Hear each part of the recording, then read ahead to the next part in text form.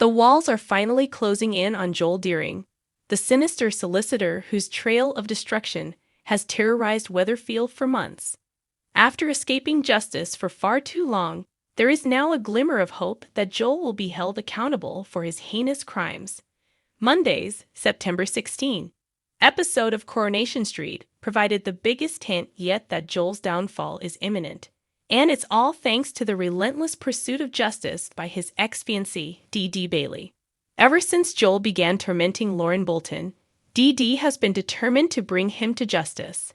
Despite her personal connection to the case, she never let her emotions cloud her judgment, always focused on uncovering the truth. Now, after months of searching for evidence, she finally has the key to proving Joel's guilt.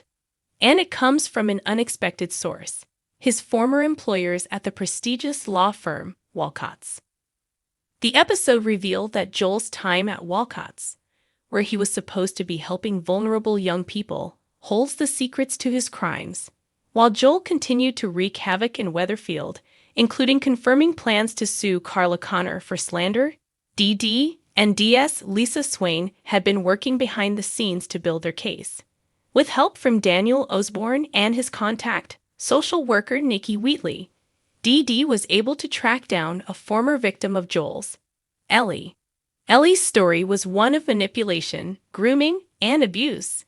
When Joel was representing her, he had taken advantage of her vulnerability and engaged in a sexual relationship with her at his law firm.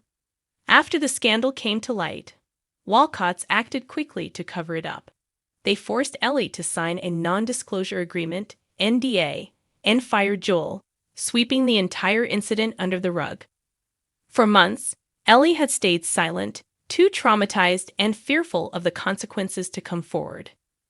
But after a visit to Lauren in the hospital, she had a change of heart. Nikki Wheatley, who had been a key ally for Dee, convinced Ellie to reconsider speaking out. Realizing that her testimony could finally put an end to Joel's reign of terror, Ellie decided to tell her full story. This was the breakthrough Dee had been waiting for.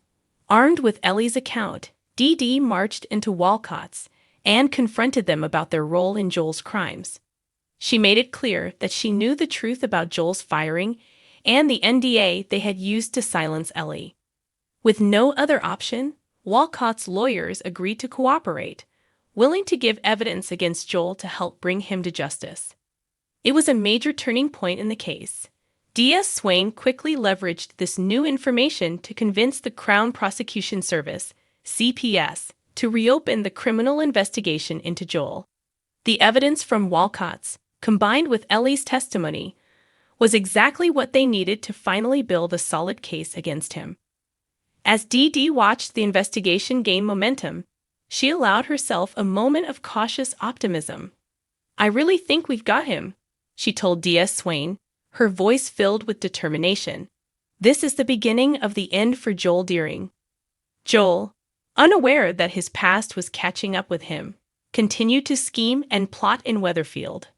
But with Walcott's turning against him and the CPS reopening their case, his time was running out.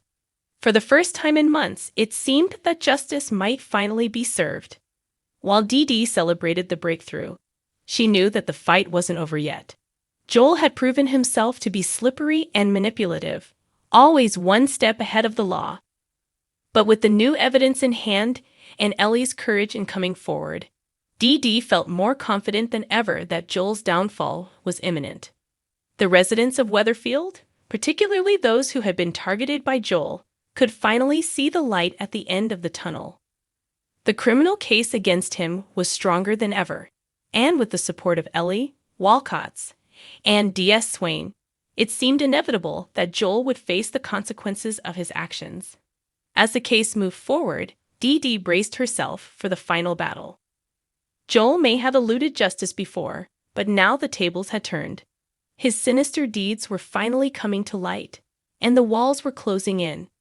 It was only a matter of time before the villain was brought down, and Dee, along with the rest of Weatherfield, could breathe a sigh of relief knowing that justice had finally been served.